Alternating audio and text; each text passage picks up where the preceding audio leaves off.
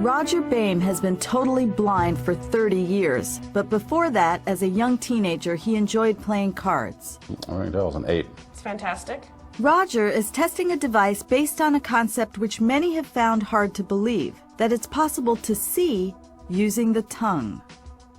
Vision through the tongue, hearing through the eyes, using one sense to substitute for another. These concepts were the brainchildren of the late Mexican-born neuroscientist Paul Bach-y-Rita. Many considered Bach-y-Rita's brain theories heresy, yet over the course of 30 years he and his followers managed to build devices based on his ideas. In this 1976 documentary, Bach-y-Rita explained his theory. The brain is able to use information coming from the skin as if it were coming from the eyes. Bach-y-Rita was bucking the long-held assumption that after early childhood the brain was fixed, that it couldn't change. He argued that the brain was actually plastic, that it could undergo major reorganization throughout our lives. In this 2003 film, he explained. We don't see with the eyes, for example. We don't hear with the ears. All of that goes on in the brain. Remember, if I'm looking at you, the image of you doesn't get beyond my retina, just the back of my eye. From there to the brain, to the rest of the brain, it's pulses along nerves. Well, those pulses aren't any different than the pulses from the big toe. It's the way the information they carry is in the frequency and the pattern of pulses. And so if you can train the brain to extract that kind of information, then you don't need the eye to see. You can have an artificial eye. If all the brain's sensory stimuli are pulses, and pulses from all the senses are similar, the brain might be retrained to substitute one sense for another. Pulses that normally travel to their particular area in the brain might be rerouted to a different sense's cortex. This plasticity allows the brain to relearn the senses. Bach-y-Rita experimented using the sense of touch. The sense of touch has been really neglected, certainly in technological development. Almost everything that's ever been developed to connect something to the brain is via the eyes and the ears. His first device substituted the sense of sight for the sense of touch on the subject's back. Made from an old dentist's chair, a camera became the eyes, and the light pulses were then routed to blunted needles that delivered the pattern of the object onto the back. It's a telephone, and the receiver is to the right. It's like when you were kids and your brother or sister would draw something on your back, and you'd be, guessing what they're drawing. It's the same kind of thing. This is electronically drawing it on my tongue. When I trace it with my tongue, I first determine at the top to see if it's rounded or it's pointed. And when I see that point at the top or more pointed in the tail, then I go, no, it's a spade. And if it's all rounded, then I know it's a club. At the University of Wisconsin-Madison, Mitch Tyler, Yuri Danilov, and Kurt Kazmarek were Bach-y-Rita's chief collaborators at the Tactile Display Lab. Their most sophisticated device yet is now being tested at a company called WeCab, set up in 2001 by Bach-y-Rita and Tyler. As they still don't have a custom-made camera, this off-the-shelf device currently uses 3 cameras to function as one. This one gives us our widest field of view. This one gives a medium field of view, and this one's really good for close-up shots. But when he uses the zoom lever, he moves through them as if it's one camera. In a black and white image, any pixels in the image that are white show up as a strong stimulation on the tongue. Any pixels that are gray show up as a medium level stimulation on your tongue, and any pixels that are black are no stimulation. And so that's how we translate the black and white camera image to vibrations on the tongue. Is that a black liner in it? Yeah. Yeah, okay, that's right.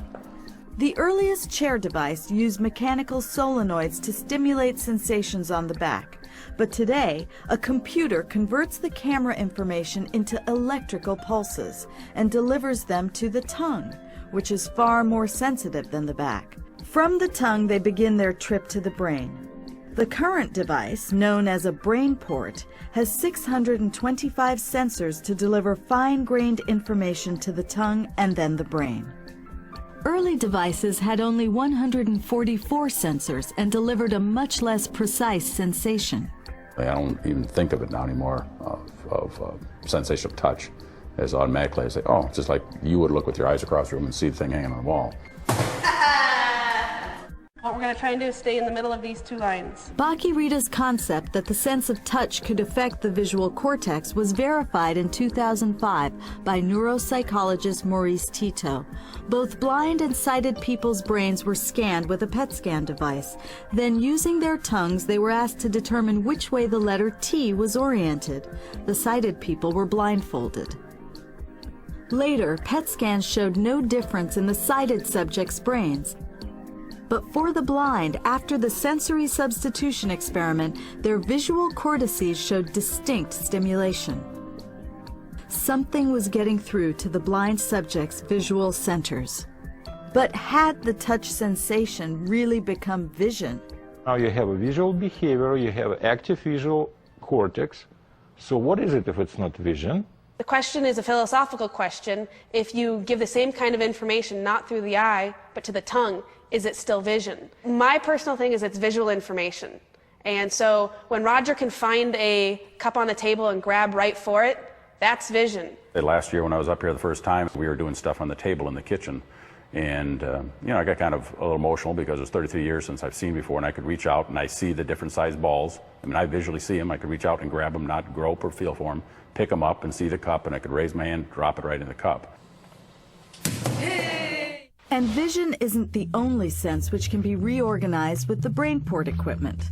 Mitch Tyler had an illness which put a second device on the fast track. Well, I had an inner ear infection.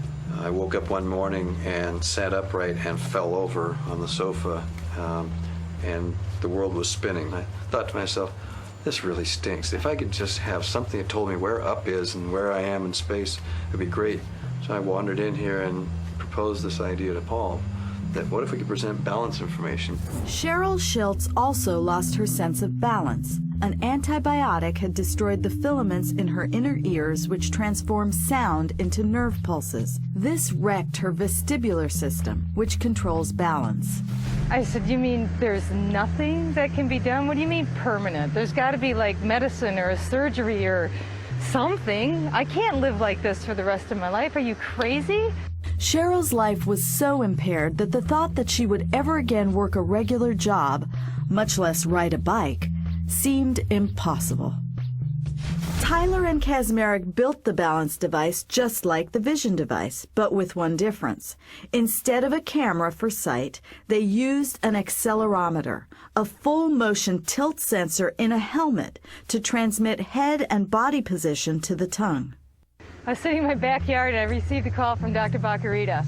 And he told me about the study that they were doing with sensory substitution. I'm thinking, all right, I'm going to put this thing on my tongue and it's going to make me feel in balance. Oh, sure. And I put the device on my tongue and asked to navigate a kind of like a video game thing on a computer.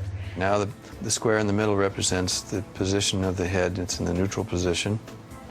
And then if we tip it forward, the sensation moves to the tip of the tongue. So I will feel a signal moving forward or back or side to side, and what that is telling me, okay, I'm too far forward, I have to come back and put that signal back into the middle of my tongue. And that's where I know that that's where I am in balance, and I'm indeed standing straight up. We saw that Cheryl can use it immediately and very effectively. And as a matter of fact, so effectively, so the next logical question was, let's remove it and see how long she can stay without it. Her feeling of stability, what they called the retention or residual effect, lasted in direct proportion to how long she used the device. God, it's so wonderful.